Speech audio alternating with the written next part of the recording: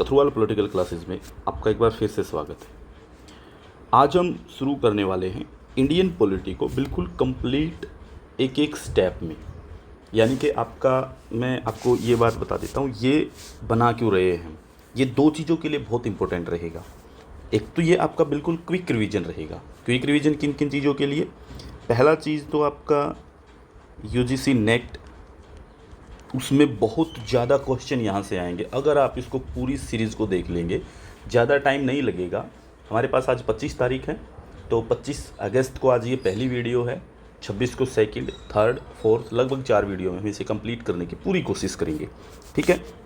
उसके बाद जो है दूसरा इसके लिए सबसे ज़रूरी रहेगा, जो पीजीटी वाले बच्चे हैं, जिनका पीजीटी का अभी सब्जेक्ट नॉलेज टेस्ट होना है। ठीक है, सब्जेक्ट नॉलेज टेस्ट जो होना है, यानी कि मेंस जिसे आप कह सकते हैं, मेंस एग्ज़ाम होना, उसके लिए बहुत ज़्यादा इंपॉर्टेंट रहेगा ये, क्योंकि बहुत ज़्यादा फैक्चुअल नॉलेज यहाँ से आपको मिलने वाली है। और फैक्चुअल के साथ साथ जो कुछ न कुछ यहाँ पे आपको कंसेप्चुअल नॉलेज मिलेगी। किसी क्वेश्चन को कैसे अटैम्प्ट किया जाएगा, वो सब चीज़ें, उसके अंदर क्या क्या चीज़ें, सारे फैक्ट यहाँ पे होंगे। तीसरा, ये दूसरा था, पहला था। तीसरा आपको ये फ़ायदा करेगा, जो HPSC हरियाणा कॉलेज कैडर के लिए, कॉलेज कैडर के लिए जो भर्ती निकली है, उसमें पॉलिटिकल साइंस में ये आपके परी में और मेंस में दोनों में आपको बहुत ही यूजफुल नज़र आएगा। बहुत ही फ़ायदा आपको होगा उससे, बहुत ज़्यादा आप उससे गेन करेंगे अपनी स्टडी के अंदर। तो चलिए, हम देर नहीं कर रहे, बिना किसी देरी के पहला काम एक काम कर लीजिएगा, हमारे इस YouTube चैनल को सब्सक्राइब ज़रूर कर लीजिएगा। ठीक है, कोई और तैयारी कर रहा है उसको शेयर कर दीजिएगा। ठीक है, अगर कोई बच्चा यहाँ पर पीजीटी पॉलिटिकल साइंस वाला है और वो टेस्ट सीरीज़ लेना चाहता है, हमारे पास टेस्ट सीरीज़ है, 15 टेस्ट हैं उसके अंदर। ठीक है, हर एक टेस्ट में 15 क्वेश्चन हैं, तो कुल मिलाकर 225 क्वेश्चन हैं। इनकी तैयारी हम करवा रहे हैं। ये आप डिस्क्रिप्शन में हमने अपने ऐप का लिंक दे रखा है। एप्लीकेशन है हमारा कथुरवाल पॉलिटिकल क्लासेस के नाम से, KPC इस नाम से हमारा एप्लीकेशन है। इस एप्लीकेशन पे जाइए, वहाँ आपके लिए बैच है, उसमें आपको बैच के अंदर 15 टेस्ट मिल रहे हैं, साथ में नोट्स मिल रहे हैं कंप्लीट सिलेबस के, और उसी के अंदर आप जो है इन टेस्ट को भेजेंगे, उन्हीं का इवैल्यूएशन हम करेंगे। ठीक है, इवैल्यूएशन करने के बाद आपको वापस भेजा जाएगा, जो जो कमियां हैं वो बता दी जाएंगी, क्या सही पार्ट है वो बता दिया जाएगा, कितने मार्क्स आपको इस क्वेश्चन में आ सकते हैं वो आपको बता दिए जाएंगे। ठीक है, तो हम इस बात को यहाँ तक समझ लेते हैं। ठीक है, कोई भी बच्चा अगर लेना चाहे तो चलिए हम शुरू कर लेते हैं इस चैप्टर को। सबसे ज़रूरी बात मैं एक बता देता हूँ आपको, परी के लिए जो यूजीसी नेट वाले बच्चे हैं उनको क्या पढ़ना चाहिए अभी के लिए। सबसे ज़रूरी, परी में क्या क्या चीज़ें आ सकती हैं। देखो, 2 तरह की चीज़ें आती हैं, एक तो कंसेप्चुअल आती हैं, एक इम्प्लीकेशंस आती हैं। कंसेप्चुअल में आपका जैसे कॉन्स्टिट्यूशन है, कॉन्स्टिट्यूशन में से आपका पंचायती राज सिस्टम है, जो आपका दोनों तरीके से आता है लागू करने। इम्प्लीकेशन भी आता है पंचायती राज में, और इसको कॉन्सेप्चुअल पार्ट में भी लेते हैं। जैसे पंचायती राज में आप क्या पढ़ के जाएँ, उसकी जो समितियां हैं, समितियों ने जो सुझाव दिए हैं वो, और इससे रिलेटेड जो भी फैक्ट आपके हैं पंचायती राज से। दूसरा, मंत्रिमंडल जो है वो आप पढ़ करके जाइए। अनुप्रयोग किन किन चीज़ों के, जैसे अनुप्रयोग क्या होते हैं भारत के संविधान के अंदर, कार्यपालिका, न्यायपालिका और विधायिका, तीनों के अंदर 3 तरह के क्वेश्चन बनते हैं। या तो नियुक्तियाँ पूछेंगे, या पदमुक्ति पूछेंगे, या शक्तियाँ पूछेंगे, यानी कि उनको अपॉइंट कैसे किया जाता है, उनको पद से हटाया कैसे जाता है, उनकी पावर क्या होती है, ये 3 चीज़ें आपसे पूछेंगे। जैसे इसके अलावा क्या बनता है आपका लागू करने वाला। ठीक है, ये अधिकार हैं जो आपके कंसेप्चुअल पार्ट में भी आएंगे और आपके अनुप्रयोग में भी आएंगे, यानी कि इसको लागू करना, इम्प्लीकेशंस भी आएगा।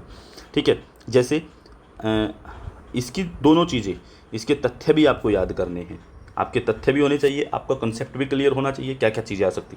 हम बहुत बारीकी से तो नहीं कर पाएंगे, लेकिन बहुत संक्षिप्त में हम चीज़ों को इतना अटैच जरूर कर देंगे आपके साथ में कि आप समझ जाएंगे। आगे चलिए, संविधान सभा से जैसे क्वेश्चन बनेगा, तो आप सबसे पहली जो कार्रवाई होती है वो संविधान सभा की होती है। तो संविधान सभा जो थी उसमें से क्वेश्चन आता है आपका, जैसे क्या पूछेंगे वहाँ से, संविधान सभा के कौन से चरण रहे, संविधान सभा में कौन सी समितियाँ थी, संविधान सभा की कार्यप्रणाली क्या थी। अब जैसे संविधान से क्वेश्चन पूछेंगे तो प्रस्तावना से क्वेश्चन उठेगा, राज्यों का जो एकीकरण हुआ उससे क्वेश्चन उठेगा, फंडामेंटल राइट्स जो है उससे क्वेश्चन बनेगा। यानी कि ये सारे संविधान सभा के अंदर, यानी कि प्रस्तावना कैसे आई, कैसे ली गई, क्या डिस्कशन था उसके ऊपर, क्या क्या चीज़ें उसके अंदर डाली गई, राज्यों का एकीकरण कैसे किया गया, ABCD राज्य बनाए गए, ठीक है। उसके बाद फंडामेंटल राइट्स जो वो कैसे ऐड हुए थे, क्या क्या चीज़ें ऐड हुई, DPSP आपके वो बहुत ज़रूरी हो जाएंगे, ठीक है। फिर कार्यपालिका, विधानपालिका, न्यायपालिका, और साथ में इन तीनों चीज़ों के अंदर से एक चीज़ केंद्र राज्य संबंध, आपके पंचायती राज और संविधान संशोधन। ये आपका बेसिक क्वेश्चन रहेंगे जो आपके 10 से 12 क्वेश्चन आपके आते हैं। ये समझ लीजिए लगभग 15 क्वेश्चन आपको इंडियन पॉलिटी से देखने को मिलते हैं, और इंडियन पॉलिटिकल प्रोसेस को भी जोड़ दे तो आप 20 से 22 क्वेश्चन, यानी कि ये समझ लीजिए लगभग 15 से लेकर के 22 के बीच में आपको क्वेश्चन आपके UGC नेट के एग्ज़ाम में देखने को मिलेंगे। और जो HPSC का एग्ज़ाम होगा, HPSC के एग्ज़ाम में यहीं से आप कम से कम 25 क्वेश्चन देखने को मिलेंगे। आपको ध्यान रखना इस बात को, ठीक है। बहुत ज़्यादा यहाँ से चीज़ें आने वाली हैं। तो चलिए हम अपनी इस क्लास को शुरू कर लेते हैं और जो चीज़ें हैं उनको समझने की कोशिश करते हैं। कंप्लीट फिट टू फिट आ गए हैं, ठीक है। तो चलिए इस चीज़ को देखते हैं। देखिए संविधान सभा से शुरू करते हैं। संविधान सभा कैसे बनती है? सबसे पहले चीज़ क्या होती है कि संविधान सभा का थोड़ा सा इतिहास देखते हैं। भारत का नेशनल मूवमेंट चल रहा था, नेशनल मूवमेंट के दौरान इसकी बात उठ गई थी। सबसे पहले क्या होता है, क्रिप्स मिशन आता है भारत के अंदर। क्रिप्स मिशन आया 1942 में। क्रिप्स मिशन को जो है इंडियन नेशनल कांग्रेस और मुस्लिम लीग, इन दोनों ने क्या कर दिया, रिजेक्ट कर दिया, नकार दिया। इंडियन नेशनल कांग्रेस ने क्यों नकारा कि डोमिनेंट स्टेटस के कारण नकार दिया, कि डोमिनेंट स्टेटस नहीं चाहिए, ठीक है, हमें ये नहीं चाहिए कि आप डोमिनेट करेंगे, ऐसा नहीं चाहिए, ठीक है, मना कर दिया भारत ने कहा कि पूर्ण आज़ादी चाहिए, ठीक है। इंडियन नेशनल कांग्रेस की बात ये थी। दूसरी तरफ मुस्लिम लीग ने कहा कि पाकिस्तान की डिमांड क्यों नहीं मानी। पाकिस्तान की डिमांड ना मानने के कारण उन्होंने क्या किया, कैबिनेट मिशन को रिजेक्ट कर दिया। आगे क्या है, क्विट इंडिया मूवमेंट हुआ, 7 से 9 अगस्त के बीच में शुरू होता है। 8 अगस्त को मेनली बताया जाता है शुरू होता है, 7 अगस्त को घोषणा हो जाती है, ठीक है। 9 अगस्त को सभी के सभी लोग गिरफ्तार कर लिए गए। फिर इसके बाद जो कैबिनेट मिशन आता है, इसी के बीच में कैबिनेट मिशन भी आया। कैबिनेट मिशन में क्या चीज़ें आई, इसके अंदर पहले तो आप इसके मेंबर देखिए, स्टैफर्ड क्रिप्स थे इसके अंदर, पैथिक लॉरेंस थे और AV अलेक्जेंडर थे, ठीक है। तो ये जो स्टैफर्ड क्रिप्स हैं ये क्रिप्स मिशन के भी अध्यक्ष थे। इनको फिर जो है कैबिनेट मिशन में भी भेजा गया। यानी कि कैबिनेट मिशन है कि जो वहाँ की संसद है ब्रिटेन की, उस ब्रिटेन ने अपने 3 मंत्रियों को भेजा, ठीक है। उन 3 मंत्रियों की कैबिनेट बना करके भेजी, उस कैबिनेट का पूरा मिशन बना, उस कैबिनेट मिशन उसे कहते हैं, ठीक है। इन्होंने क्या कहा, इन्होंने कहा कि एक भारतीय संघ होगा, ठीक है, ठीक है। और आधार क्या होगा, 1935 का अधिनियम, 1935 के अधिनियम के आधार पर हम भारत को एक संघ बनाएंगे, ठीक है। और एक संविधान सभा होगी, ठीक है, संविधान सभा होगी, वो क्या करेगी, भारत का संघ बनेगा। और संविधान सभा में क्या होगा, एक संविधान सभा जो वो देश के कॉन्स्टिट्यूशन का निर्माण करेगी, ये बात हुई। फिर क्या, जैसे अब बन गई कॉन्स्टिट्यूएंट असेंबली। कॉन्स्टिट्यूएंट असेंबली बनने के बाद क्या हुआ, बैकग्राउंड क्या था कॉन्स्टिट्यूएंट असेंबली का, पूरा समझते हैं एक बार इसको। कॉन्स्टिट्यूएंट असेंबली आई कैसे है। सबसे पहले जो डिमांड रखी गई 1895 में BG तिलक के द्वारा रखी गई, ठीक है। दूसरी डिमांड रखी गई 1922 में महात्मा गांधी ने रखी, ठीक है। ये पुनः डिमांड रखी गई, लेकिन ये डिमांड दोनों की व्यक्तिगत स्तर पे थी।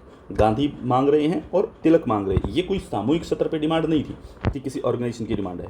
औपचारिक रूप में सबसे पहले जब आप डिमांड देखेंगे संविधान सभा की, तो एक कम्युनिस्ट नेता हुआ करते थे भारत के अंदर, MN रॉय, ठीक है, कम्युनिस्ट लीडर हुआ करते थे। तो 1934 में इनके द्वारा जो है ये डिमांड रखी जाती है औपचारिक तौर पे पहली बार, कि भारत की एक संविधान सभा होनी चाहिए जो संविधान का निर्माण करेगी और भारत के लोगों के लिए नियम कानून कायदे सब डिसाइड करेगी, ठीक है।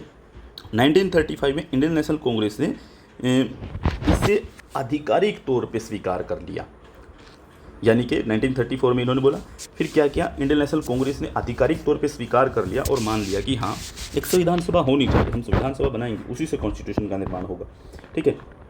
1939 में पंडित नेहरू ने जो है एक वक्तव्य दिया, उसमें कहा कि भारत के संविधान का निर्माण कैसे होगा, वो वयस्क मताधिकार, अडल्ट फ्रेंचाइजी से होगा, ठीक है। वयस्क मताधिकार के आधार पर जो चुनी गई संविधान सभा है उसके द्वारा किया जाएगा, ठीक है, जिसमें किसी भी बाहरी शक्ति का हस्तक्षेप नहीं होगा, यानी कि कोई बाहरी शक्ति जो हो उसके अंदर हिस्सा नहीं ले सकेगी। यहाँ सिर्फ और सिर्फ 1939 में नेहरू यही बात बोलते हैं कि हम जो है संविधान सभा बनाएंगे और संविधान सभा जो है वो चुनी जाएगी वयस्क मताधिकार से, यानी कि जिसकी एज 18 से ऊपर होगी वो व्यक्ति वोट करेगा, और वोट कर करके जो है हम संविधान सभा को चुनेंगे, उसके प्रतिनिधि फिर जो है संविधान सभा के अंदर आकर के संविधान सभा को बनाएंगे।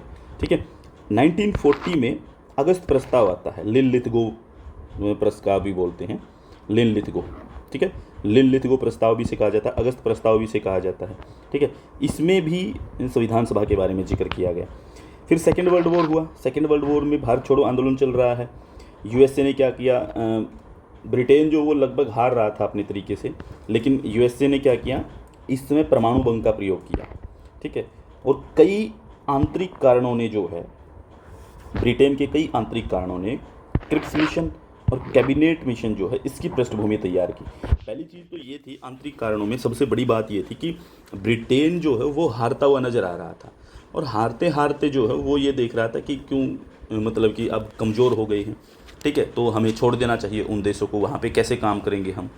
तो उन्होंने इस बात की भनक लग गई थी। और दूसरी चीज़ ये थी कि परमाणु बम का प्रयोग हो गया, यूएसए ने दबाव बना दिया। अब जो पावर का जो सेंटर है वो यूएसए बन गया था। पहले ब्रिटेन और फ्रांस हुआ करते थे, लेकिन अब यूएसए सेंटर बनता चला गया। ठीक है, यूएसए का दबाव रहा है कि आप जो हैं सभी के सभी जितनी भी कॉलोनियल कंट्री हैं उन सभी कॉलोनीज़ को फ्री कर दीजिए, अपने देश वापस आइए और वो अपना शासन खुद चलाएंगे। ठीक है, तो 1942 में क्रिप्स मिशन आया। स्टैफर्ड क्रिप्स जो है वो इसको लेकर आते हैं। पहली बार क्रिप्स मिशन में संविधान सभा की औपचारिक मांग को स्वीकार कर लिया गया। पहली बार अंग्रेजों ने कब स्वीकार किया, पहली बार क्रिप्स मिशन के दौरान। ठीक है, और ये कहा गया, इसके अंदर क्या कहा है कि युद्ध के बाद भारत को जो है डोमिनियन स्टेटस का दर्जा जो है वो दे दिया जाएगा। दूसरी चीज़ उनकी संविधान निर्मात्री सभा का गठन किया जाएगा। पाकिस्तान की मांग को इन्होंने रिजेक्ट कर दिया। प्रांतों को अलग रखने की स्वतंत्रता दे दी गई कि भी जितने भी यहाँ पे जो प्रांत हैं, जो भी यहाँ प्रोविंस हैं, वो अपनी मर्ज़ी से, रियासतें जो हैं वो अपनी मर्ज़ी से अपनी जगह चुन सकते हैं, वो भारत में रह सकते हैं या वो अपना स्वतंत्र अस्तित्व बना सकते हैं। युद्ध के बाद वायसराय की एक कार्यकारी परिषद का गठन किया जाएगा जो संविधान सभा का निर्माण करवाएगी। ठीक है, जो डिसाइड करेगी कैसे भारत को आज़ादी दी जाएगी, कैसे डोमिनियन स्टेटस मिलेगा। ठीक है, फिर एक चीज़ और इन्होंने ये बात भी बोली कि रक्षा मंत्रालय जो वो ब्रिटिश नेतृत्व के पास रहेगा। क्या कहा कि जो डिफेंस मिनिस्ट्री है भारत की वो किसके पास रहेगी, ब्रिटिश गवर्नमेंट के पास रहेगी। इंडियन नेशनल कांग्रेस और मुस्लिम लीग दोनों ने इसको रिजेक्ट कर दिया। इंडियन नेशनल कांग्रेस ने कहा कि डोमिनियन स्टेटस जो है वो हम नहीं चाहते, डोमिनियन स्टेटस हमें नहीं चाहिए, हमें पूर्ण आज़ादी चाहिए। दूसरी चीज़ उन्होंने कही कि रक्षा विभाग के जितने भी मामले, डिफेंस डिपार्टमेंट के जितने भी मामले हों वो सारे के सारे हमारे पास होने चाहिए, ब्रिटेन के पास नहीं होने चाहिए। इसके ऊपर उनका मतभेद था। तो कांग्रेस जो पूरी आज़ादी चाह रही है और रक्षा विभाग जो भारतीयों के हाथ में चाह रही है। ठीक है, दूसरी चीज़, ये चीज़ तो हो गई, यहाँ पे मना कर दिया गया। एक चीज़ और कही गई कि प्रत्येक 10 लाख की जनसंख्या पे एक सीट रखी जाएगी। ठीक है, संविधान सभा का निर्वाचन जो सांप्रदायिक आधार पे होगा, यानी कि कम्युनल अवार्ड जो 1909 के अंदर कम्युनल अवार्ड आया था उसी को जो है रिप्रेजेंटेशन का आधार मान लिया गया कि जो जैसे मुस्लिमों को अलग से प्रतिनिधित्व दिया जाएगा, सिखों को अलग होगा, ईसाइयों को अलग होगा, एंग्लो इंडियंस को अलग होगा। ठीक है, हिंदुओं को अलग होगा। इस तरीके से कहा कि हम सांप्रदायिकता के आधार पे जो है वो संविधान सभा का इलेक्शन करवाएंगे। भारतीय प्रांतों और जो चीफ कमिश्नरी हैं, यानी कि जो भारत के प्रांत और चीफ कमिश्नरी जो हैं, इन क्षेत्र में संविधान सभा के सदस्य जो है वो किससे होंगे, आनुपातिक प्रतिनिधित्व की एकल संक्रमणीय प्रणाली से, मत पद्धति से। ठीक है, प्रोपोर्शनल रिप्रेजेंटेशन सिस्टम के हिसाब से, ठीक है, उनको चुना जाएगा। और प्रांतों की जो विधानसभा के सदस्य हैं और जो स्थानीय शासन के सदस्यों ने जो है अपने प्रतिनिधि को वोट दिया था या चुना जाएगा। ठीक है, यानी कि किसके बारे में कहा कि प्रांतों की विधानसभाओं के सदस्यों और स्थानीय शासन के सदस्यों ने, स्थानीय शासन के यानी कि लोकल गवर्नमेंट के जो सदस्य वो अपने प्रतिनिधियों को वोट देंगे और उनको चुन करके भेजेंगे। ठीक है, देसी रियासतों से क्या होगा, देसी रियासतों से सारे के सारे नॉमिनेटेड पर्सन आएंगे कि वहाँ के देसी रियासतें जो हैं वो उनको नॉमिनेट करके भेजेंगे कि हाँ कौन होना चाहिए, कौन नहीं होना चाहिए। ठीक है, तो इस मामले पे नेक्स्ट क्या है कि संविधान सभा का गठन हो गया। अब होगा क्या, देखो संविधान सभा का गठन हुआ, सदस्य कितने बने, 389। इसके अंदर 15 महिलाएं थी, 15 वीमन थी 389 में। भारतीय प्रांत से कितने थे, 292, जो कैसे चुने गए, अप्रत्यक्ष। ठीक है। देसी रियासतों से कितने आएंगे? 93, जो कैसे आए? सहमति के आधार पे। चीफ कमिश्नरी 4 थी, जिनमें से जैसे ब्रिटिश बलूचिस्तान था, मारवाड़, अजमेर और मारवाड़ था, दिल्ली था और कुर्ग था। इन 4 जगहों से सदस्य आए, चुन करके 4 सदस्य आए थे कुल, ठीक है। तो कुल मिलाकर कितने रहे? 292 प्लस 4 296, ठीक है। अब देखो 14 अगस्त को पाकिस्तान बनने के कारण जो है क्या हुआ, 90 सदस्य जो हैं वो कहाँ पे चले गए? पाकिस्तान चले गए। कितने चले गए? 90 सदस्य 389 में से। तो कितने बच गए? 299 बच गए। तो 299 सदस्य बाकी रह गए।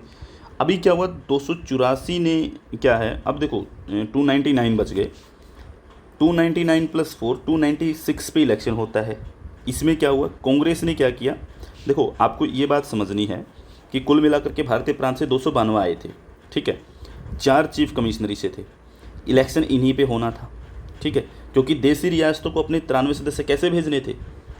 अपनी सहमति के आधार पे नॉमिनेट करके भेजने थे, ये बात ध्यान रखनी है। अब देखिए कांग्रेस ने कितनी सीटें जीती? 296 में से 208 सीटें। मुस्लिम लीग ने कितनी जीती? 73। और इंडिपेंडेंट कितने आए? 15। अब 14 अगस्त को पाकिस्तान बन गया, 90 सदस्यों का क्या हुआ, वापस चले गए पाकिस्तान।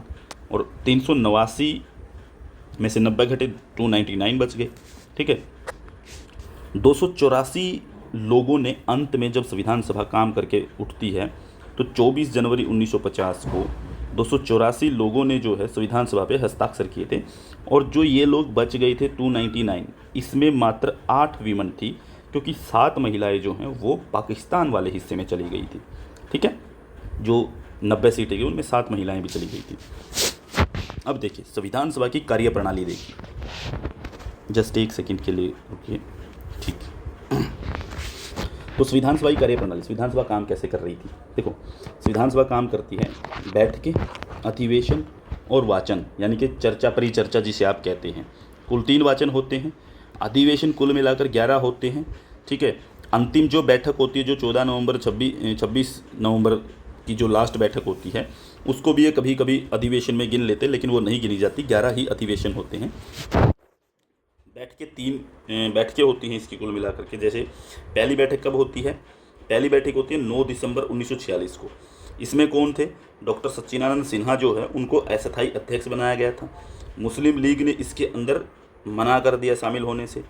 11 दिसंबर को जो है, जैसे 9 दिसंबर को हुई थी ना, 11 दिसंबर को जो है डॉक्टर राजेंद्र प्रसाद को जो है चुन लिया गया था अध्यक्ष के तौर पे, संविधान सभा के अध्यक्ष के तौर पे, ठीक है। तो आपको देखना है कि 2 उपाध्यक्ष थे, ठीक है। 2 उपाध्यक्ष भी चुने गए, जैसे एच.सी. मुखर्जी और वी.टी. कृष्णमाचारी, इनको चुना गया। दूसरी बैठक होती है 24 जनवरी 1950 को, ठीक है। तो ये जो बैठकें थी, प्रथम बैठक 9 दिसंबर से 23 दिसंबर 1946 तक, और अंतिम जो बैठक हुई थी वो 14 नवंबर से 26 नवंबर 1949 तक, और ये 11वां अंतिम इसको जो है अधिवेशन भी माना जाता है, ठीक है। वाचन 3 तरीके से होते हैं, प्रथम वाचन, द्वितीय वाचन, तृतीय वाचन। प्रथम वाचन में जैसे क्या होता है, पहले सबसे पहले क्या होगा कि जैसे संविधान का ड्राफ्ट लेके आया गया, संविधान के ड्राफ्ट के ऊपर क्या हुआ, बोला गया कि ये संविधान का ड्राफ्ट है, इसको देख लो, सब लोगों के अंदर वितरित हो गया, ठीक है। दूसरी बैठक जो होती है उसमें सबसे लंबी चलती है दूसरी बैठक में बात होती है जितने भी अमेंडमेंट करने हैं, जो कुछ भी करना है उन सब के ऊपर बात होगी, ठीक है। और तीसरी बैठक क्या होती है, सिग्नेचर करने होते हैं फाइनली, हाँ ठीक है, थोड़ी बहुत गलतियाँ अशुद्धियाँ वगैरह जो हैं वो सुधार ली जाएंगी, बस इतना ही होता है। सेकंड जो बैठक होती है, द्वितीय जो वाचन होता है, उसमें सब चीज़ें होती हैं। 13 दिसंबर 1946 को पंडित जवाहरलाल नेहरू ने क्या किया, एक उद्देश्य प्रस्ताव प्रस्तुत किया 13 दिसंबर 1946 को। 22 जनवरी 1946 को जो है इसको स्वीकार कर लिया गया, अपना लिया गया, ठीक है। और 26 नवंबर को हम जो है विधि दिवस या संविधान दिवस मनाते हैं, ठीक है। और ये संविधान दिवस 2015 में मनाना शुरू किया है। कुल मिलाकर के जब भारत आज़ाद हुआ था और उसके बाद संविधान लागू हुआ, संविधान लागू होता है हमारा 26 जनवरी 1950 को। 26 नवंबर 1949 को हमने क्या किया, 16 अनुच्छेद और साथ में नागरिकता, अंतरिम संसद और निर्वाचन, इनको हमने लागू कर दिया था। आपसे क्वेश्चन पूछा जा सकता है कि 26 नवंबर 1949 को कौन से अनुच्छेद, कितने अनुच्छेद लागू हुए थे? 16 अनुच्छेद लागू हुए थे, जिसमें नागरिकता, अंतरिम एंटरिम संसद जो हो वो, और इलेक्शन, ये सब लागू कर दिए गए थे। ठीक है, संपूर्ण संविधान जो 26 जनवरी 1950 को लागू हो गया था। ठीक है, अब देखो कुछ समितियां हैं, समितियों के बारे में बात करती है। ये हमारी जो भी कॉन्स्टिट्यूएंट असेंबली है उसके बारे में बात हो गई। समितियां क्या कहती हैं? 29 अगस्त 1947 को गठन किया गया था। ठीक है, 7 सदस्य इसके अंदर शामिल किए गए। प्रारूप समिति की बात कर रहे हैं सबसे पहले, सबसे इंपॉर्टेंट समिति जो है प्रारूप समिति। ठीक है, तो B.R. अम्बेडकर को इसका अध्यक्ष बनाया गया था। B.R. अम्बेडकर कहाँ से चुन करके आए थे उसमें पे? वेस्ट बंगाल की सीट थी जैसरकुलना, ठीक है, वहाँ पे चुनकर आए थे। लेकिन उसके बाद ये चुने गए उत्तरी मुंबई से, और उत्तरी मुंबई से जो है एम जयकर नाम के व्यक्ति थे, उनका इस्तीफ़ा दिलवाया गया। उनकी जगह पे उत्तरी मुंबई से इनका इलेक्शन करवाया गया और वहाँ पे इनको चुना गया। ठीक है, ये बात थी। तो संविधान सभा के अंदर जो है, जो ये प्रारूप समिति है, प्रारूप समिति में जो 7 सदस्य थे, उन 7 सदस्यों में के.एम. मुंशी अकेले ऐसे व्यक्ति थे जो कांग्रेसी थे, बाकी सारे गैर कांग्रेसी, यानी कि 6 जो हैं वो गैर कांग्रेसी हैं। कांग्रेस का सिर्फ एक के.एम. मुंशी है वहाँ पे। अब देखो संविधान के अंदर वाचन चलता है 4 नवंबर 1948, 9 नवंबर 1948 तक। ठीक है, प्रथम वाचन होता है। और इसके अंदर क्या, संविधान को प्रेजेंट किया जाता है, ड्राफ्ट प्रेजेंट किया गया। दूसरा वाचन होता है 15 नवंबर 1948 से 17 अक्टूबर 1949 तक, सबसे लंबा चलता है। ठीक है, इसमें क्या क्या चीज़ें आती हैं? संविधान पे चर्चा होगी, जितनी भी कॉन्स्टिट्यूएंट असेंबली की डिबेट है वो सारी यहीं पे खड़ी हुई थी। ठीक है, तो इसके बीच में जितनी भी डिबेट हुई सारी यहाँ पे डिबेट हुई। अब देखो संशोधन का प्रस्ताव रखा गया। ठीक है, संशोधन के प्रस्ताव के तौर पे आए थे कुल मिलाकर के 7635 संशोधन, कि भाई इतनी चीज़ों पे बात होनी थी, ये संशोधन रखे गए थे। उसमें से स्वीकार कितने हुए? 2473 को स्वीकार कर लिया गया कि हाँ इनको सही वैलिड माना गया। तीसरी बैठक होती है, तीसरा वाचन जो होता है वो होता है 14 नवंबर 1949 से 20 नवंबर 1949 तक। 20 नहीं, ये 26 नवंबर है, 26 नवंबर 1949 तक। अब फाइनली इसके ऊपर हस्ताक्षर करने थे, फाइनली तौर पे हस्ताक्षर होने थे। तृतीय वाचन जब चल रहा था तो उसके दौरान जो अंबेडकर द्वारा जो बिल पेश किया गया था, याद रखिएगा संविधान किसके थ्रू पास होता है? एक बिल के थ्रू पास होता है। तो संविधान को पास करवाने के लिए बिल का नाम क्या था?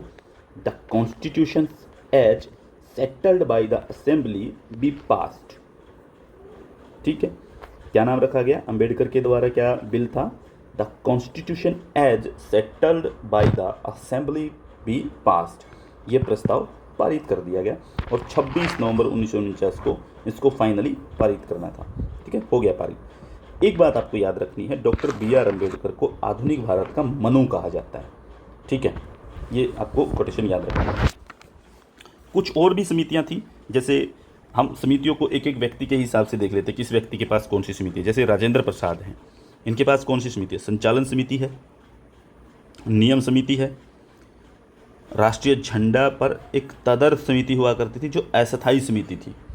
आपको लगेगा राष्ट्रीय झंडे की समिति नहीं, एक झंडा समिति भी हुआ करती थी। झंडा समिति अलग है, ये राष्ट्रीय झंडा है। ठीक है, झंडा समिति जे.बी. कृपलानी से संबंधित है।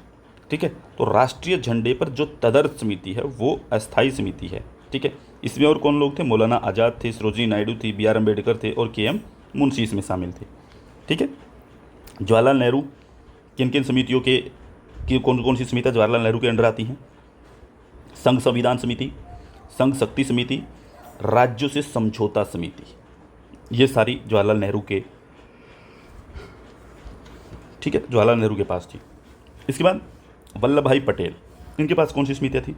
राज्य संविधान समिति, मौलिक अधिकारों और अल्पसंख्यकों पर समिति, ये किसके पास है? वल्लभ भाई पटेल के पास। अब देखिए प्रस्तावना के ऊपर बात करते हैं। सबसे पहला पार्ट होता है हमारा प्रस्तावना का। प्रस्तावना के अंदर क्या है? संविधान का स्रोत क्या है? 3 चीज़ें डिसाइड करते प्रस्तावना कि संविधान का स्रोत क्या है, स्वरूप क्या होगा शासन का, उद्देश्य क्या है संविधान का। ठीक है, तो संविधान का स्रोत जो संविधान के अंदर या संविधान जो बना है भारत में उसकी सत्ता किसके हाथ से है? तो सीधी सी बात, भारत के लोग, लिखा हुआ उसके अंदर हम भारत के लोग, ठीक है, ये बात पहली ही लाइन में लिखी हुई है। तो हम भारत के लोग, यानी कि संविधान की सत्ता का स्रोत भारत के लोग हैं। स्वरूप क्या होगा? स्वरूप कैसा है भारत का या भारतीय संविधान का? कि प्रभुत्व संपन्न एक कंट्री है, ठीक है, हम प्रभुत्व संपन्न हैं और हम अपने निर्णय स्वयं ले सकते हैं, किसी बाहरी या आंतरिक हस्तक्षेप से हम डिस्टर्ब नहीं होंगे, ठीक है, वो हमसे अलग रहेगा, हम सॉवरेन कंट्री हैं।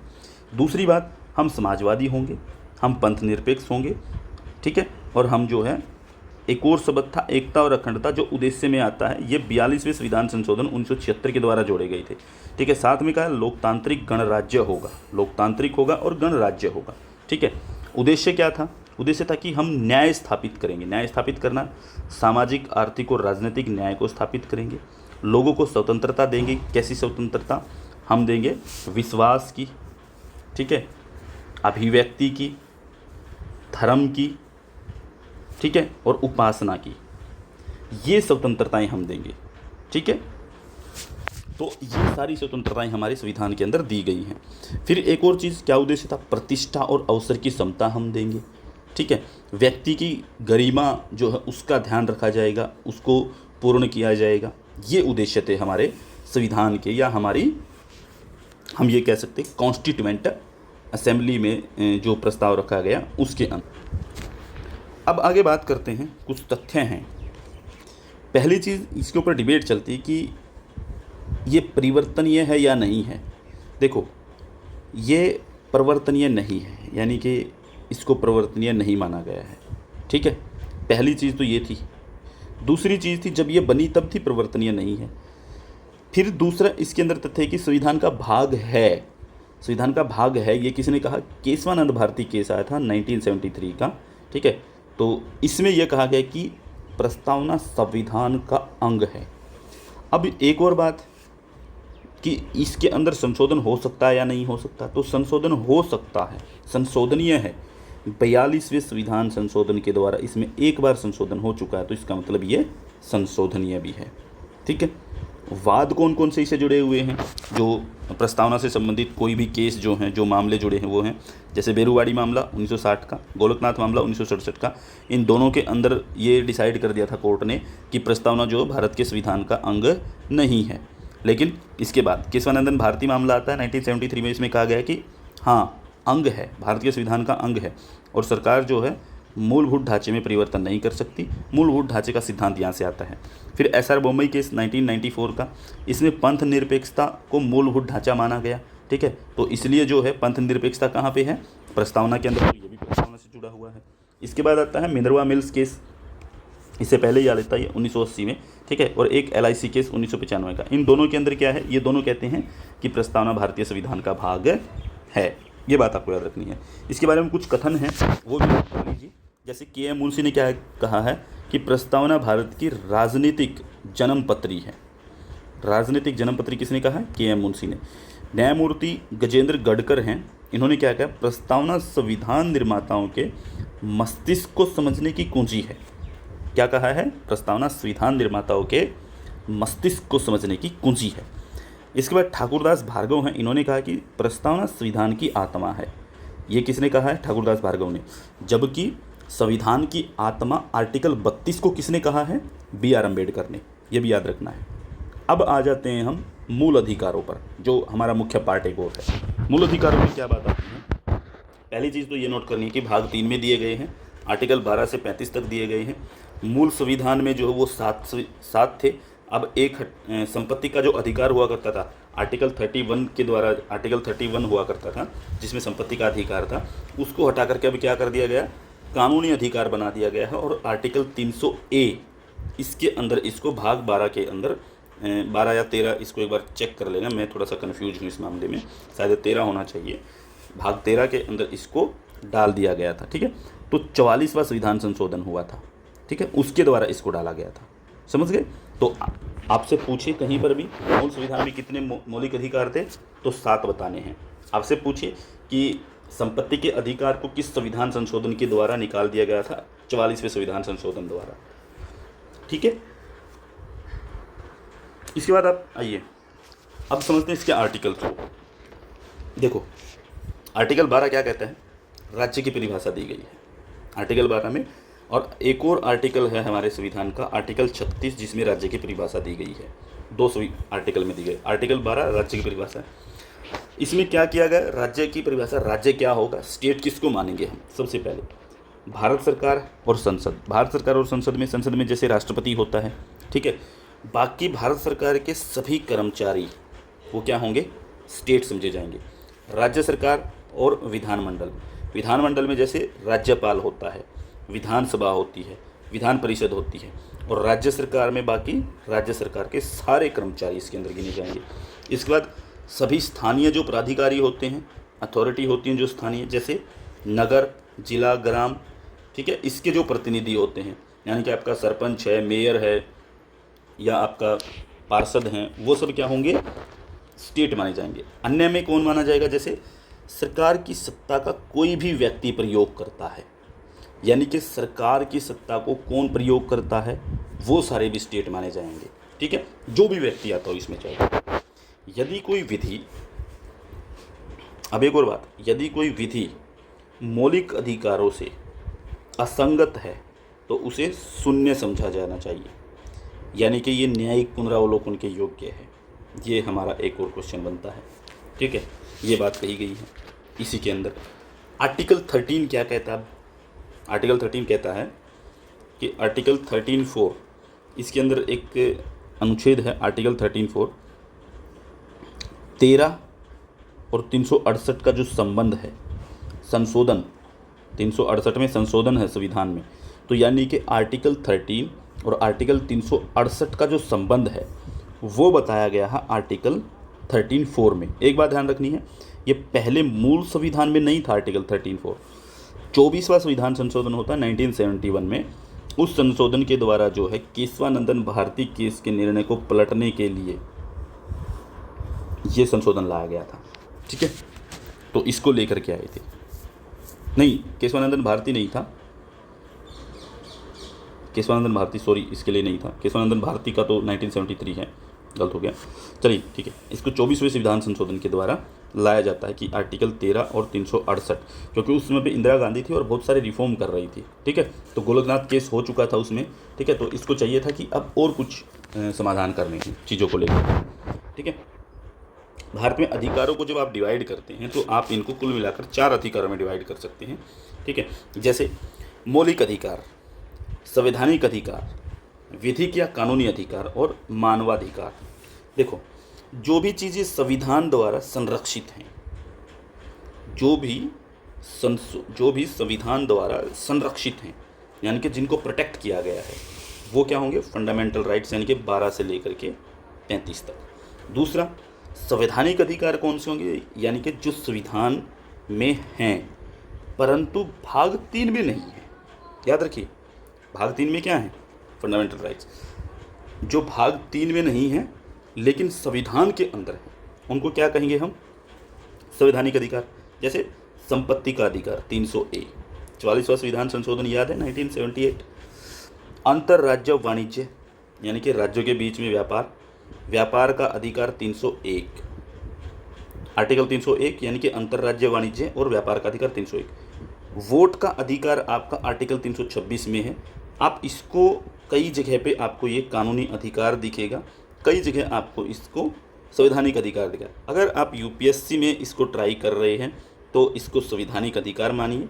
अगर आप इसको किसी स्टेट पीसीएस में, कई बार माना गया है, यूपीपीएससी के अंदर भी इसको माना गया है कि ये कानूनी अधिकार है, ठीक है, यूपीपीएससी ने क्या माना, इसे कानूनी अधिकार माना है, ठीक है, तो इसको आप देख लेंगे एक बार। अब विधिक अधिकार या कानूनी अधिकार कौन से, ये वो हैं जो संसद के द्वारा कानून बना करके लाए जाते हैं, ठीक है, जैसे मातृत्व का अवकाश, यानी कि किसी को मातृत्व की छुट्टी मिलना, मैटरनिटी लीव मिलना, वो क्या है, कानून बनाया गया उसके लिए हमने कोई प्रोविज़न किया है, अलग से कानून बनाया कि हाँ मैटरनिटी लीव मिलनी चाहिए, ठीक है।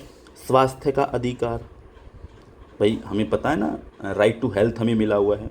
सूचना का अधिकार, ठीक है, राइट टू इन्फॉर्मेशन, ये हमें मिला हुआ है। जैसे RTE, right to education. Right to education जो है वो 2009 में आता है हमारा, लेकिन राइट टू एजुकेशन को हमें आर्टिकल 21A में भी जोड़ा हुआ है, यानी कि शिक्षा का अधिकार क्या है, मूल अधिकार भी है। आर्टिकल 45 में भी दिया गया है, लेकिन वो किन किन के लिए, ये दोनों 6 से 14 साल के बच्चों के लिए, ठीक है, ये याद रखिए। इसके बाद मानव अधिकार जो मानव होने के नाते प्राप्त होते हैं, जैसे व्यक्ति इनका दावा कर सकता है, जैसे बोल दे कि भाई मुझे जीने का अधिकार है, मैं काम करूं या ना करूं, मुझे मार नहीं सकता कोई भी, चाहे वो कोर्ट है, राज्य है, कुछ भी है, ठीक है।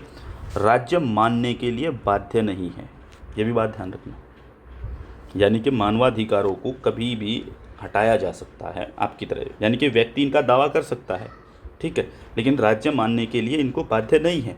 व्यक्ति कह सकता है कि मुझे तो ये चीज़ चाहिए, मैं मानव हूँ, मुझे चाहिए, लेकिन राज्य कहेगा कि आपके अकॉर्डिंग नहीं, हम समाज के अकॉर्डिंग देख लेंगे, ठीक है। एक चीज़ आपको ध्यान रखनी है, मानवाधिकार, संवैधानिक अधिकार और विधिक अधिकार, ये तीनों आपको कब मिलते हैं, जब आप किसी देश के नागरिक होते हैं, यानी कि ये नागरिक अधिकार हैं, नागरिकों को मिलने वाले अधिकार हैं। मानवाधिकार हर किसी के होते हैं जो मानव होने के नाते मिले हुए हैं, ठीक है। रिप्रेजेंटेशन ऑफ पीपल्स एक्ट 1951 क्या कहता है, इस बात को नोट कर लेना। धारा 62(1), मैं इसके बारे में बात कर रहा हूँ, वोट के अधिकार के बारे में। 62(1), वोट का अधिकार 18 वर्ष से ऊपर के व्यक्ति को, यानी कि विधिक या कानूनी अधिकार है। यानी क्या हुआ, इसके लिए कानून है। रिप्रेजेंटेशन पीपल्स एक्ट, एक्ट मतलब कानून होता है 1951 का, उसमें धारा 62 कहती है, देखो वोट का अधिकार संविधान का अधिकार तो है ही, आपको कोई नहीं रोक सकता, लेकिन कानून क्या बना दिया, कानून बना दिया कि 18 से कम नहीं डाल सकते, पर कानून है, वोट का अधिकार संविधान के अंदर है, आपको अधिकार है, लेकिन कानून ये कहता है कि आपको 18 से ऊपर ही डालना है, तो इसलिए आप इसे क्या करेंगे, कानूनी अधिकार मान के चलेंगे, ठीक है। नेक्स्ट चलिए, आर्टिकल 13 को ध्यान से अब समझिए ढंग से, अब थोड़ा सा खोल लेते हैं इसको। देखो मैं इतना खोल क्यों रहा हूँ, ये हर एक चीज़ के लिए इंपॉर्टेंट रहेगा। खंड 1 देखिए, संविधान पूर्व विधियाँ, खंड 1 यानी कि आर्टिकल 13(1), 13(2), 13(3), 13(4). 13(1) क्या कहते हैं कि संविधान पूर्व विधियाँ, याद रखिए, डॉक्ट्रिन ऑफ इक्लिप्स, इसको बोलते ग्रहण या आच्छादन का सिद्धांत। इसका मतलब ये है, संविधान का आर्टिकल 13 का भाग 1 ये कहता है कि संविधान बनने से पूर्व जो भी विधियां थी उनके ऊपर संविधान का आर्टिकल 13(1) जो है वो ग्रहण लगा देता है, रोक लगा देता है, उनका आच्छादन कर लेता है, ठीक है, एक्लिप्स कर देता है, डॉक्ट्रिन ऑफ एक्लिप्स 13(1) में, समझ में आई। दूसरा, संविधान नेत्र विधियाँ, संविधान नेत्र, डॉक्ट्रिन ऑफ सेवरेबिलिटी, ठीक है, पृथक्करणीयता का सिद्धांत, यानी कि पृथक कर देगा, अलग कर देगा, ठीक है, संविधान के बाद जो विधियां बनेगी उनको अलग करने वाला सिद्धांत, ठीक है, सेपरेट कर देने वाला। अब देखिए नेक्स्ट, आर्टिकल 13(3) क्या कहता है, विधि का अर्थ क्या है, विधि का मतलब क्या है, तीनों याद रख लेने हैं। आर्टिकल 13(1) कहता है कि संविधान से पहले जो विधियां हैं वो यानी कि डॉक्ट्रिन ऑफ इक्लिप्स, उनके ऊपर ग्रहण लगेगा। संविधान नेत्र विधियाँ जो हैं वो बताई जाएंगी, संविधान के बाद की विधियाँ क्या होंगी, ठीक है, पृथक्करणीयता का सिद्धांत होगा। आर्टिकल 13(3) कहता है कि विधि ही क्या होगी, कानून क्या माना जाएगा। जैसे कानून क्या होता है, जिसमें कानून का बल हो, विधि क्या है, जिसमें कानून का बल हो। जैसे अध्यादेश आ गया वो कानून माना जाएगा, आदेश जारी कर दिया वो कानून होगा, उपविधियाँ बनी वो कानून होगा, नियम वो भी कानून होंगे, विनियमन वो भी कानून होंगे, अधिसूचनाएं जारी करना वो भी कानून होंगे, रूढ़ियाँ वो भी कानून है, प्रथाएं वो भी कानून है। और ये सारी की सारी क्या हैं, ये इसके अंदर हैं। ये कानून क्या हो सकता है, विधि किसको माना जा सकता है, इन सबको विधि माना जा सकता है, ठीक है। आर्टिकल 13(4) जो है ये बाद में जोड़ा गया था, ठीक है, 24th अमेंडमेंट के द्वारा 13 और 368 का संबंध दिखाने के लिए, और इसके कारण जोड़ा गया था विधि को एक्सप्लेन करने के लिए, ठीक है। तो 24वां संविधान संशोधन 1971। अब देखिए 13(a), डॉक्ट्रिन ऑफ एक्लिप्स को थोड़ा सा मैं एक्सप्लेन कर लेते हैं। ग्रहण या आच्छादन का सिद्धांत क्या कहते हैं, जो पहले से लागू विधियाँ हैं अगर वो मूल 26 जनवरी 1950 से पूर्व, याद रखिए पहले से कौन सी, 26 जनवरी 1950 से पहले, यानी कि संविधान लागू होने से पहले जो भी विधियां हैं जो मूल अधिकारों को कम करती हों तो उन पर क्या होगा, आर्टिकल 13A जो है ग्रहण या रोक लगा दी जाएगी। ठीक है, याद हुआ। आर्टिकल 13(2) क्या कहता है, संविधानेतर विधियाँ यानी कि पृथककरणीयता का सिद्धांत, डॉक्ट्रिन ऑफ सेवरेबिलिटी, यानी कि 26 जनवरी 1950 के बाद संसद कोई विधि बनाएगा जो फंडामेंटल राइट्स को वायलेट करती है तो उसे क्या कर दिया जाएगा, शून्य माना जाएगा। समझ में आए दोनों चीज़ें। डॉक्ट्रिन ऑफ एक्लिप्स का मतलब क्या है, डॉक्ट्रिन ऑफ सेवरेबिलिटी का मतलब क्या है, दोनों याद रख लेनी है। ठीक है, मौलिक अधिकार संशोधनीय है या नहीं ये मुद्दा भी रहता है। ठीक है, देखिए संशोधनीय है या नहीं इसके ऊपर कुछ डिबेट करते हैं। शंकरी प्रसाद बनाम भारत संघ केस आता है 1951 में। इसमें क्या कहा जाता है, इसमें कहा जाता है कि प्रथम संविधान संशोधन था, पहली बात तो ये याद रखनी है आपको। और इसमें क्या था कि 31A, 31B और 9th शेड्यूल, पहला संविधान संशोधन जब आया तो उसके द्वारा हमने 3 चीज़ें जोड़ी थी, 31A, 31B और 9th शेड्यूल आया था। देखो इसमें क्या किया गया, राज्य 31A में कहा कि राज्य संपत्ति का अधिग्रहण कर सकता है, और 14 और 19F, F मतलब संपत्ति का अधिकार था F में, 19F में, अब इसको हटा दिया गया है, ये नेग्लेक्ट हो गया है। ठीक है, अब E के बाद जो है ना F नहीं आता उसमें। ठीक है, अब सीधा क्या आता है, G आता है, यानी कि F इसमें से हट गया है। ये नहीं हुआ कि G में जो था वो F में ले आए, नहीं, G वहीं पे रहेगा, F हटा दिया गया है। ठीक है, अब देखो 31 का उल्लंघन नहीं माना जाएगा, यानी कि राज्य संपत्ति का अगर मान लो अधिग्रहण कर ले, आपसे ले ले संपत्ति, तो आर्टिकल 14 और 19F और 31 का उल्लंघन नहीं माना जाएगा। 31A जोड़ा गया था इस बात को लेकर। 31B इसमें कहा कि ऐसे भूमि सुधारों को न्यायिक पुनरावलोकन नहीं हो सकता, यानी कि जो भी भूमि सुधार होंगे, कौन से, जो 9th शेड्यूल के अंदर हैं, जो 9th शेड्यूल में भूमि सुधार हैं, उनका आप जो है न्यायिक पुनरावलोकन नहीं कर सकते, जुडिशियल रिव्यू नहीं हो सकता उसका, इसलिए 31B जोड़ दिया गया संविधान के अंदर। ठीक है, अब देखिए सुप्रीम कोर्ट ने क्या कहा इस बारे में। सुप्रीम कोर्ट ने शंकरी प्रसाद केस में क्या कहा कि संसद की संविधान संशोधन की शक्ति, ठीक है, आप इसको ऐसे भी कर सकते हैं जैसे हम ये कहें कि जैसे ये है संसद की संविधान संशोधन और विधि निर्माण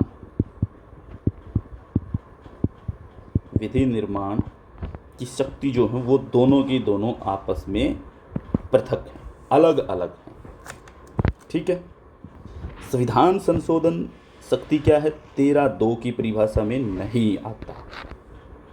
क्या कहा कि आर्टिकल 13(2) क्या था, संविधान लागू होने के बाद संविधानेतर विधियाँ, चलिए एक बार फिर से दिखा देता हूँ, ये रही संविधानेतर विधियाँ 13(2), डॉक्ट्रिन ऑफ सेवरेबिलिटी, यानी कि संविधानेतर विधियाँ। इसने क्या कहा, इसने कहा कि संविधान संशोधन की जो शक्ति है वो 13(2) की परिभाषा में नहीं आता, इसलिए इसकी न्यायिक समीक्षा नहीं हो सकती, अतः संसद को फंडामेंटल राइट में संशोधन की असीमित शक्ति है। ठीक है, किसने, किस केस में हुई, शंकरी प्रसाद में। दूसरा केस सज्जन सिंह बनाम राजस्थान 1965 में केस आता है। क्यों आया था ये केस, 17वां संविधान संशोधन होता है 1964 में, और 44 नए भूमि सुधार कानून जो वो 9वीं अनुसूची में डाल दिए गए।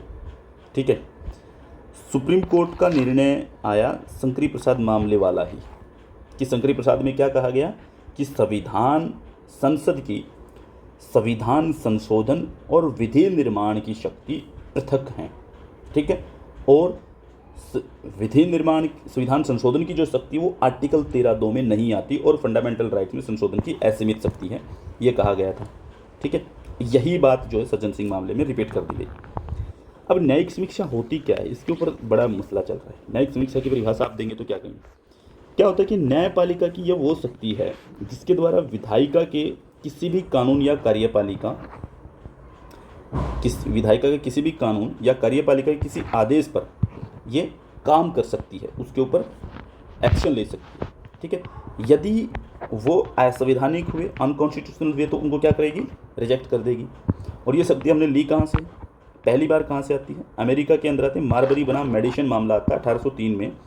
ठीक है, वहाँ पे इसका जन्म होता है, वहाँ पे जज हुआ करते थे जॉर्ज मार्शल, उन्होंने इस शब्द का प्रयोग किया। और भारत में न्यायिक पुनरावलोकन, जुडिशियल रिव्यू जो है उसका स्रोत आपसे अगर कोई पूछे तो वो कौन कौन से आर्टिकल हैं? आर्टिकल 13, 32, 132, 226, 137।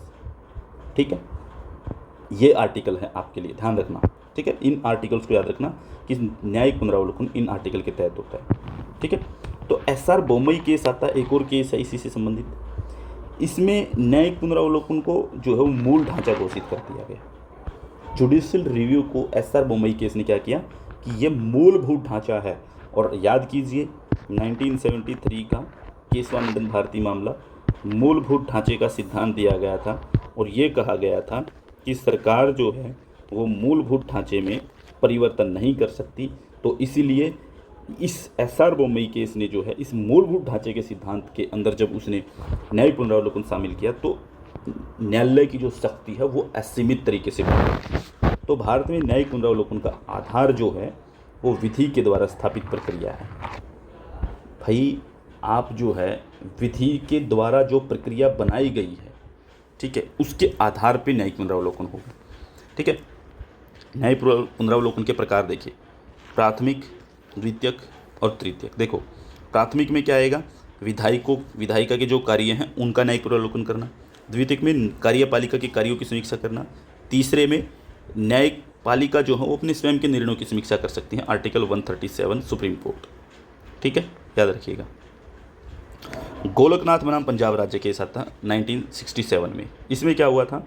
दो भाई हुआ करते थे, हेनरी गोलकनाथ और IC गोलकनाथ। इन्होंने क्या किया, इनके पास 500 एकड़ भूमि हुआ करती थी और इसमें से क्या हुआ कि 470 एकड़ भूमि जो है वो Punjab security and land tenure act के तहत अधिग्रहित हो रही थी।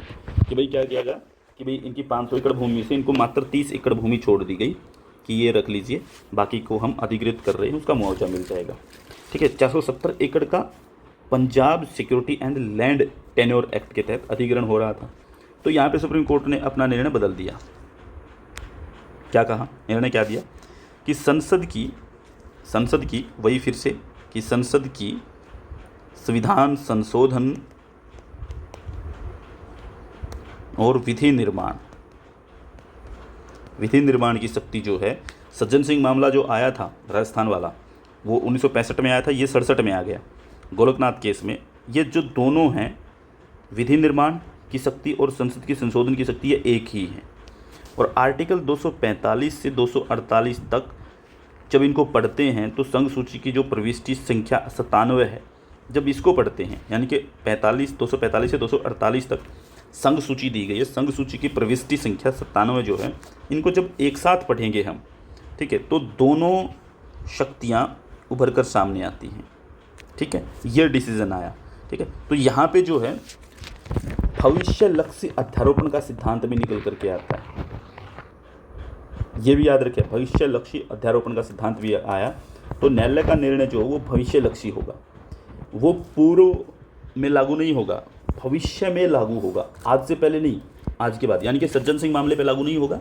इन्होंने कहा कि ठीक है, आ गया, आज के बाद वाले मामले पे लागू होगा। मतलब निर्णय सुनाए जाने की तिथि के बाद मामलों पर लागू होगा।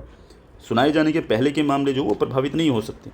लेकिन भविष्य में संसद संशोधन के द्वारा मौलिक अधिकारों को कम या समाप्त करती है तो न्यायालय उन संशोधनों को समाप्त कर देगा, ये बात बोली गई।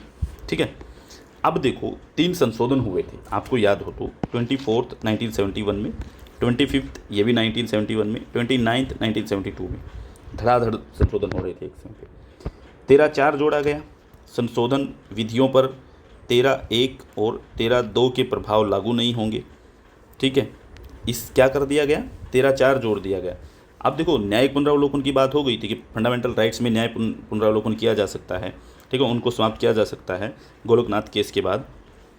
ये गोलकनाथ केस का मामला जो है उसके निर्णय को बदलना था, ये जो आर्टिकल 13(4) जोड़ा गया 24th अमेंडमेंट के द्वारा। 25th में क्या था, 31C जोड़ा गया और कहा गया कि ऐसा कोई भी संशोधन जिसका उद्देश्य अनुच्छेद 39C के उद्देश्य को पूरा करना है, मतलब कोई भी ऐसा संशोधन लेके आए हम जिसका उद्देश्य 39C यानी कि सामाजिक आर्थिक न्याय की जो बात होती है उसको पूरा करना जिसका भी उद्देश्य है, या फिर हम ये कह सकते हैं कि आजीविका से संबंधित कोई भी आपका अगर संशोधन होता है तो उन्हें लिखे मौलिक अधिकारों पर वरीयता होगी, यानी कि 39B39C को मौलिक अधिकारों में वरीयता मिल गई। ठीक है, तो न्यायिक समीक्षा नहीं हो सकेगी, ये कर दिया गया 25 के द्वारा, 31C जोड़ करके। 29 में क्या हुआ, केरल में भूमि सुधार अधिनियम आया था 1963 का, उसको 9वीं अनुसूची में डाला गया। ठीक है, और यहीं से केशवानंदन भारती मामला भी आता है।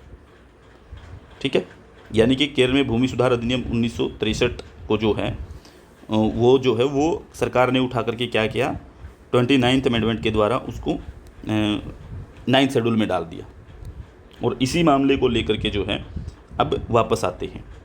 ठीक है, तो केशवानंदन भारती मामले में जो केशवानंदन एक व्यक्ति हुआ करते थे, केशवानंदन कौन थे, जैसे बता देता हूँ आपको। 1973 का मामला क्या है, केरल में एक मठ हुआ करता था, एडवीर मठ। उस एडवीर मठ के मठाधीश होते थे केशवानंद भारती।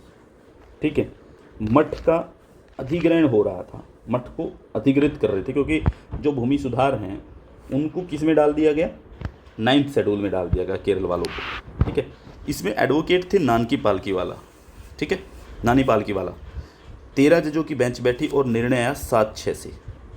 ठीक है, निर्णय को, गोलकनाथ का जो निर्णय है उसको बदल दिया गया और कहा गया संसद की जो संविधान संशोधन की शक्ति है और विधि निर्माण की जो शक्ति है वो दोनों पृथक है।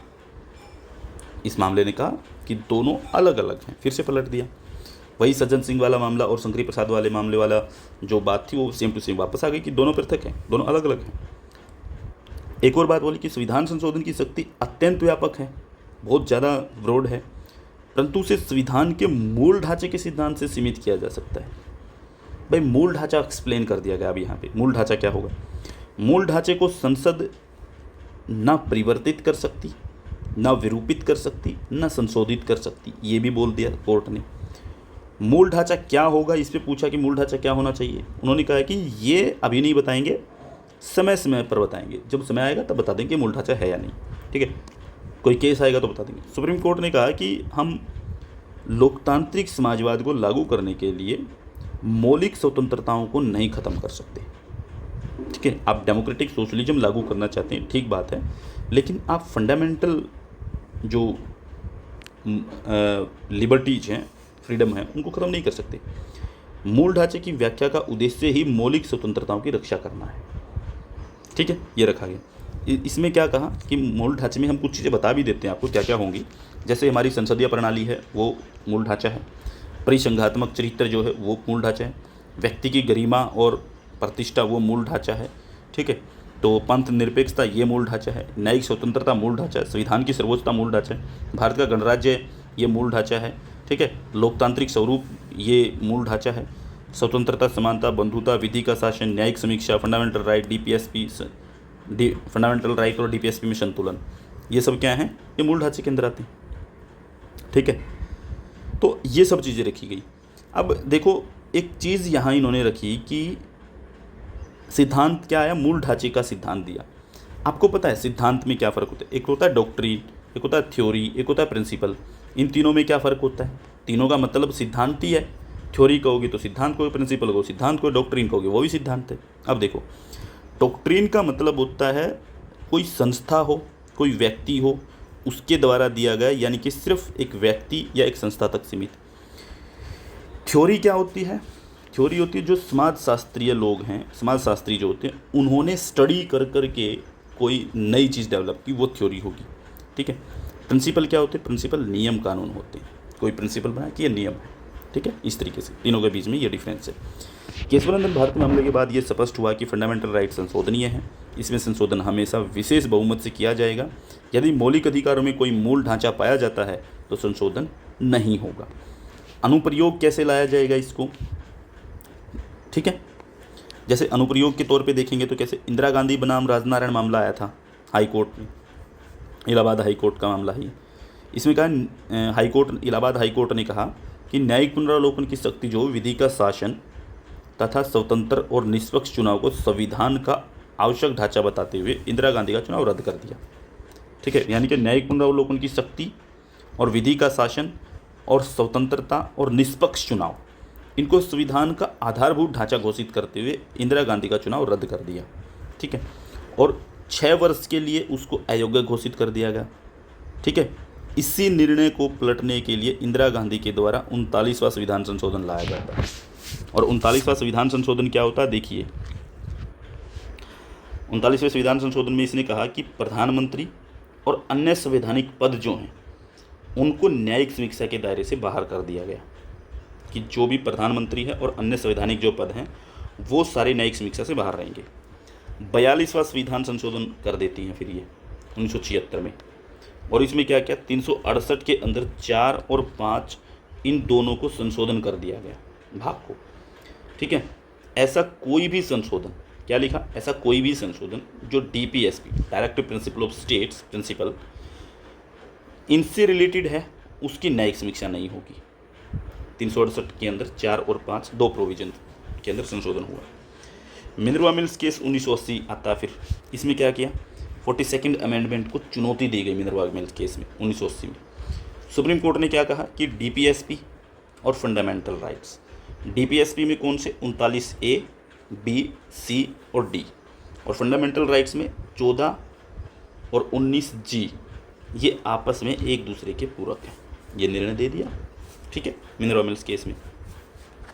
इसके बाद दो केस और आते हैं। वामन राव बनाम भारत संघ 1981, 9th शेड्यूल को चुनौती दी गई थी। कोहेलो बनाम तमिलनाडु मामला 2007, 9th शेड्यूल को इसमें भी चुनौती दी गई थी। और इसमें हुआ क्या था कि सुप्रीम कोर्ट ने यह निर्धारित किया कि 24 अप्रैल 1973,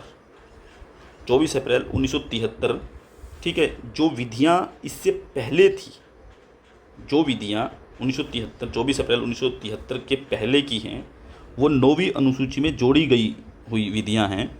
यानी कि 24, मैं आपको बताता हूँ, 24 अप्रैल 1973 से पहले 9th शेड्यूल में, ठीक है, 9th अनुसूची में जो भी जोड़ा गया था, ठीक है, उनकी न्यायिक समीक्षा नहीं हो सकती। लेकिन 24 अप्रैल 1973 के बाद जो कुछ भी जोड़ा गया 9th शेड्यूल में उसकी न्यायिक समीक्षा हो सकती है। ठीक है, समझ गए मेरी बात को। अब देखिए एक केस और है, किहितो होलन बनाम जैकिलना, ठीक है, जैकिला, ये केस है। किहितो कौन है, ये नागालैंड के एमपी हुआ करते थे। इनके ऊपर दल बदल का मामला आया था। ठीक है, इसमें क्या सुप्रीम कोर्ट ने दल बदल के अंदर संशोधन करने की बात कही। तो उन्होंने कहा कि दल बदल का जो पैरा नंबर 7 है, दल बदल कानून का जो पैरा नंबर 7 है वो असंवैधानिक है, और नियुक्ति एवं बर्खास्तगी संबंधी जो भी निर्णय वो कार्यपालिका के निर्णयों में गिने जाने चाहिए। ठीक है, वो गिने जाते हैं। तो इसलिए न्यायिक समीक्षा की जा सकती है, दल बदल की न्यायिक समीक्षा हो सकती है। अगर आप सबको पता है दल बदल पे निर्णय लेने का अधिकार जो वो लोकसभा अध्यक्ष का होता है। ठीक है, तो ये मामला था। इसके बाद SR बोम्मई मामला आता है 1994 का। कर्नाटक के सीएम थे। आर्टिकल 356 से क्या हुआ कि इनकी सरकार को हटा दिया गया। आपको बता दूँ 1992 के अंदर जब बाबरी मस्जिद गिराई गई थी, बाबरी मस्जिद विध्वंस हुआ था, तो उस समय पे जो है 8 राज्यों की सरकारों को केंद्र की सरकार ने हटा दिया था और वहाँ पे राष्ट्रपति शासन लागू कर दिया था, और आर्टिकल 356 के तहत लागू किया गया था। उसमें एक कर्नाटक राज्य भी था। सभी राज्यों के केस जो हैं वो आ गए थे, इसलिए एक केस बना करके कर्नाटक के सीएम का केस, SR बोम्मई केस को बना करके एक जगह पे ले आए सबको। सुप्रीम कोर्ट ने कहा कि राष्ट्रपति शासन 356 जो वो न्यायिक समीक्षा के अंदर आता है। ठीक है, उसका जुडिशियल रिव्यू हो सकता है। संघवाद भारत का आधारभूत ढांचा है। ये बात भी बोली कि संघवाद जो भारत का आधारभूत ढांचा है, यानी कि स्टेट की अपनी पावर है वो ठीक है, लेकिन एक बात और बोली कि पंथ निरपेक्षता जो वो भी भारत का आधारभूत ढांचा है। जिन लोगों ने बाबरी मस्जिद गिराई, किसी धर्म को नुकसान किया, ठीक है, तो इसीलिए उनको शरण दी गई है उन स्टेटों के द्वारा। उन स्टेटों की सरकारों को अगर वो नहीं पालन कर रही हैं पंथ निरपेक्षता का, नहीं पालन कर रही हैं संवैधानिक प्रोविजन का, तो उनको राज्यपाल की लिखित सलाह पर उसको हटाया जा सकता है। ठीक है, ये कर दिया गया, ये ऐसे ही हुआ था। अब एक केस और चंद्र कुमार वर्सेस भारत संघ 1997 का। इसमें सुप्रीम कोर्ट ने कहा कि आर्टिकल 32 और 226 संविधान के मूल संरचना का हिस्सा है। प्रशासनिक अधिकारों को मूल विधियों की समीक्षा का अधिकार नहीं है। क्या कहा कि सुप्रीम कोर्ट ने आर्टिकल 32 226 संविधान की मूल संरचना का हिस्सा और प्रशासनिक अधिकरणों को, ठीक है, यानी कि जो एडमिनिस्ट्रेटिव ट्रिब्यूनल हैं उनको मूल विधियों की समीक्षा का अधिकार नहीं है, ठीक है, ट्रिब्यूनल्स को नहीं है। भारत में शक्ति पृथक्करण का सिद्धांत है, ठीक है, जिसके आधार पर न्यायपालिका की स्वतंत्रता सुरक्षित रहती है, ठीक है, ये यहाँ पे बात रही। अब देखो एम नागराज केस आता है 2006-7 में, इसमें 77वां 81वां और 85वां जो संविधान संशोधन है इनको चुनौती दी गई थी, और इस केस में जो है ट्विन टेस्ट का सिद्धांत आ गया था, यानी कि जुड़वा परीक्षण का सिद्धांत आया था।